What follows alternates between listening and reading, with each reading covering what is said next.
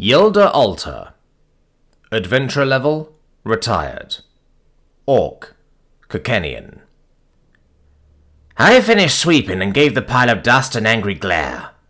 I had faced down seemingly endless hordes of zombies and entire colonies of massive bugs, but the most pervasive enemy I'd ever encountered was this damned dust. Every day I swept, and every day I ended up with a new pile to toss out. Where the hell does it all come from? My gaze slowly shifted to Dima and Nucho, who had just come inside from playing in the yard. The puppers instinctively froze, as if they were suddenly aware of their dirty paws. I shook my head with a sigh and scooped up the dust. "If I get a mat, would you two wipe your feet?" I asked, somewhat annoyed. The puppers looked at each other in confusion.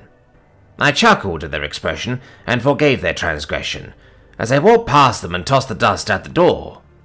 More would somehow make it into the house, but that's a problem for another time. Tomorrow, specifically. Dima and Nucho trailed behind me as I put away the scoop and broom, tidied up the kitchen a little bit, and then prepared their food dishes.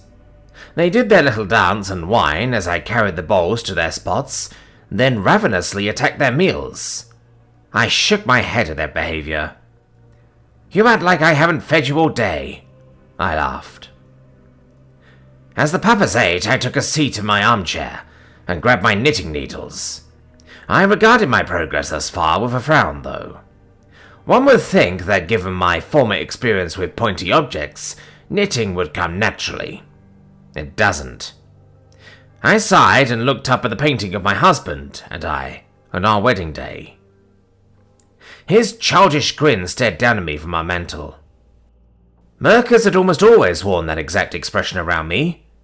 The only time I'd seen it change was to determination during a particularly tough battle, and to wonder when he first held our little boys. He'd always said that marrying me was the happiest day of his life, which was particularly rude when he did so in front of the children, and his expression in the portrait definitely backed his claim. My expression in the portrait was one of bemusement. I had a tough time smiling properly back then. The emotional scars from my upbringing were still fresh and threatening to reopen at any moment. Going from a starving orphan, mugging people in the streets, to becoming an adventurer and marrying into the famed Altar clan has seemed like a dream. Still does sometimes. My eyes fell to the display sitting just below the portrait. Despite my inability to properly express it, my wedding and the days that followed have been the best of my life. The wand and dagger, resting peacefully in their display, were a stark reminder of the worst days of my life. Mercus had taken the boys on an adventure. York was barely old enough to speak, and Nesh couldn't even hold a sword, but I knew my husband well enough to know that they wouldn't be in any danger. I should have gone with them, but someone needed to tend to the house. We didn't know many people in the village at the time, so I didn't trust any of them enough to ask them to house sit for us. My boys gathered herbs and hunted birds for a few days, then decided to take rest in Kokena. They took a meal in a nearby tavern and rented a room at the inn. My husband, the love of my life, died in that room next to his children. The investigator told me, for a few silver, that someone had slipped heartbane into his beer at the tavern. It took a while to take effect, but once it's ingested, nothing can be done. The only solace we got out of the situation is that his death had been painless, which was definitely an unexpected boon. We'd always joked that his death would be painful, whether it was from old age or falling in battle. We buried my husband, and I had my boys stay with their aunt in Migrath to both distract them from their grief and keep them from what I was about to do. Then I returned home, grabbed my knife and wand, and travelled back to Kokena. Ulamak was smart enough to know that I was coming, and told the guards to keep me out of the city. They didn't expect me to hitch a ride under a cart, though. My first stop was the tavern. When I entered, several of the patrons recognized me and left with their pals. The rest fled once I grabbed the barkeep. He cried and begged for me to spare him, trying to use his family as a shield for his crime. "And what of mine?" I had demanded. The barkeep had no answer to that, but had answers to the other questions I had. He informed me that he had been paid well to poison my husband and children, but couldn't bring himself to kill kids. The latter comment was meant to make me see him in a better light, but the law of our clan had been made clear to me by Mercus's mother. Blood for blood. Always. I dragged the barkeep out into the street and slit his throat and belly, then set fire to the tavern. I stood over the dying gnome, preventing anyone from helping him until his final breath gargled his way out of his lungs. The guards tried to detain me, but thankfully for them, their seniors intervened. Once the situation with the guards was settled, I was on to my next target. Tybon Fallon, a disgraced dwarven noble who had fled Calcutta and had taken residence in Kirkenna. To this day, I don't know what my husband did to offend the bastard. I found him in the process of fleeing the city, and tracked his cart until we were well within the wastes. While they rested for the night, I cast a certain type of paralysis spell on him, and dragged him off, leaving a sack of coin for the driver's trouble. Once we were out of earshot of the resting driver, I began. I stripped him down and started cutting bits off of him, casting minor heal to keep him alive as I worked my way inward. The spell allowed him to feel the blade and its work upon him, but kept him from moving or speaking. He was little more than a freshly castrated torso when the paralysis spell finally wore off, and he began to scream and thrash. I carved a gash in his chest and walked far enough away that I could watch the monsters have him. I sighed at the memory of the kill. If I hadn't already retired as an adventurer, Ulamak probably would have stripped me of my license. But because I'd retired and was well within my rights as an outer, he could do nothing to punish me. So I retrieved my children and came back to Nuleva. They should be back any day now, I reminded myself, then sighed again. I need to get some groceries. I tossed my knitting needles into his pile and rose from my chair with a small groan. Years of conflict followed by comfort takes its toll. The puppers, now full from their meal, lazily watched me as I grabbed my cloak, coins, and basket. As I stepped out of the house, a cool breeze found its way into my cloak. A stark reminder that the summer is passing. I drew up my cloak and made my way into the settlement center. Several stores and stalls have sprung up over the years. Nuleva was well on its way to becoming a proper village, if it hadn't already. Most of the stalls were selling trinkets from or for the dungeon, and most of the stores were selling weapons and armor. I passed several of these until I found the one I wanted, Lon's grocery. Lon had begun selling foodstuffs shortly after Mercus and I moved to Nuleva. His stall had quickly become a store because his prices were reasonable and his goods were decent. Everyone knows that if you want meat or vegetables that aren't dried, Lon's is where you shop. Yelder, long time no see. Lon's elven smile glimmered in the lamplight. Where's Nima? Nima had been doing my shopping and around the settlement tasks since the boys left. She was trying to be subtle about it, but the reason why was pretty obvious. Now she's going to be level 10 soon, and one should always suck up to the mother-in-law. Might as well start early. She's finally started to openly worry about the boys. I returned his smile. Since I'm perfectly capable of getting my own groceries, I've tasked her with preparing a celebration for their return. Should be any day now. That's good to hear, and it's so good to see you out of the house. So, what can I do for you? My new son's eating habits had inspired some creativity with my cooking.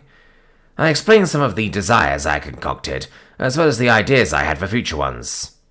Lon nodded along eagerly, even taking notes. When I had first purchased bull veins and kumbumba from him for Nick, he had been extremely skeptical about my plans for him. Now that he's tried the recipe himself, though, it seems that he can't get enough. Starchy tubers, eh? He asked. You know, I've been trying a bunch of things with meat lately, but a week-long stew with starchy tubers never even occurred to me. course, that's genius. Leave it to the legendary chef of Graluka to think of something like that. Oh, hush! I jokingly scolded him. You're the one who told me about boiling them in the first place. Yeah, for mashing, he laughed. Can't wait to try this, though. I'm guessing you're going to want a fatty cut. About 80-20, if you've got it. Lon nodded and began wrapping up my order. My mouth watered a little as the parcels were placed in my basket. The boys are going to love this. Let's see. 20 for the meat, 5, 2, and 7 for the veg, 34 copper.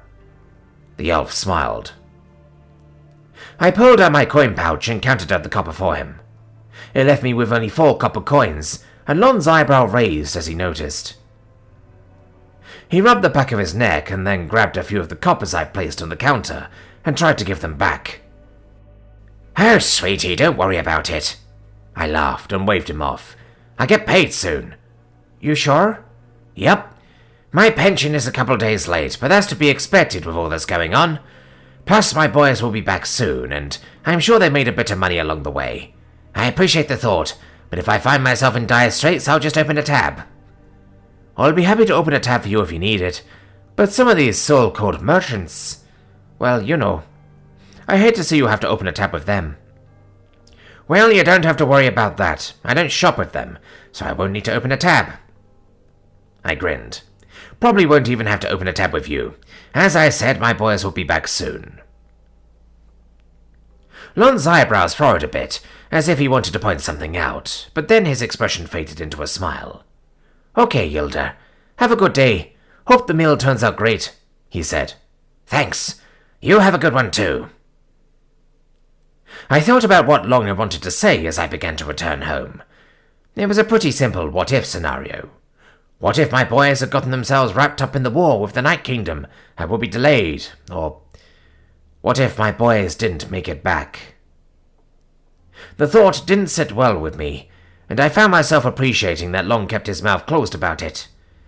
My boys are tough, clever, and strong, but not invincible. They can take on most foes, but they're still young and inexperienced. Getting a letter of apology from Ulamak is well within the realm of possibility. I shook my head to clear these thoughts as I opened the door to our home. The boys would be fine. They would come home and tell me all about their adventures, carefully leaving out the more dangerous parts. Of course, they'd inevitably include a part that would make me scold them, but that's part of the experience. My big black pot changed as I set it on the fire and began to add the ingredients. Back in Graluka, I had learned that the key to any stew is seasoning and thickness. Without those, you end up with a lightly flavored and chewy beverage, which isn't exactly appetizing. Once the pot was simmering, I stepped back and admired my handiwork. This time tomorrow, we would have ourselves one hell of a meal, which we would then snack on for the rest of the week. Then, Dima and Nucho began shouting at a knock from the door. Unsure of what to expect, I grabbed my butchering blade, wiped it off, and hid it under my cloak before answering the door. A gnome, wearing a messenger's uniform, greeted me. "Mail for you, Miss Altar," the gnome said, reaching into his bag. "Mrs. Pardon? My husband may be dead, but I am still his wife," I said, trying to keep the sternness out of my voice. "Where's Krevar?"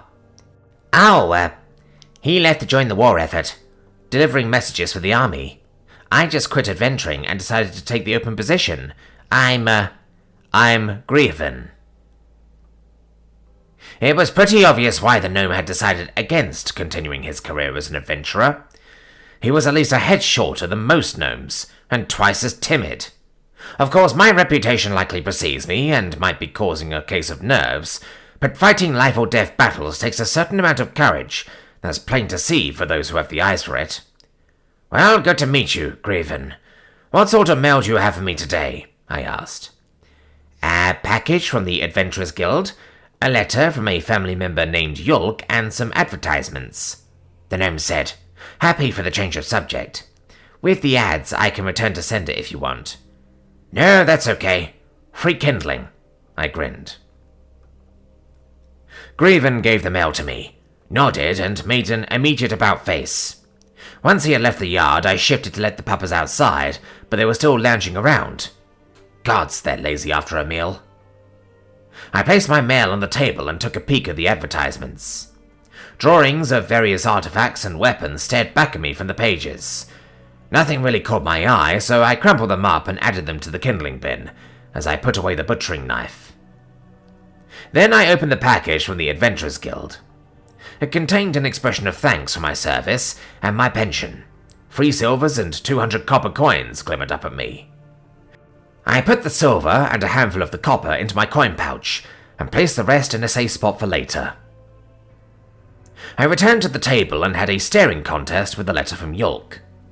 Frequently, I tell myself that the boy has the common sense to give me bad news in person. Knowing my child as well as I do, though, I know that's not the case. By his logic, telling me through mail would give me time to grieve before he got home. As if closest to others isn't part of the grieving process, the little turd. The letter, which could contain any type of news, seemed to taunt me. With a sigh, I sat down and broke the seal. After another, heavier sigh, I pulled the paper from the envelope. Before I could start reading, though, the puppers began shouting, and the front door opened. "Mum, we're home!"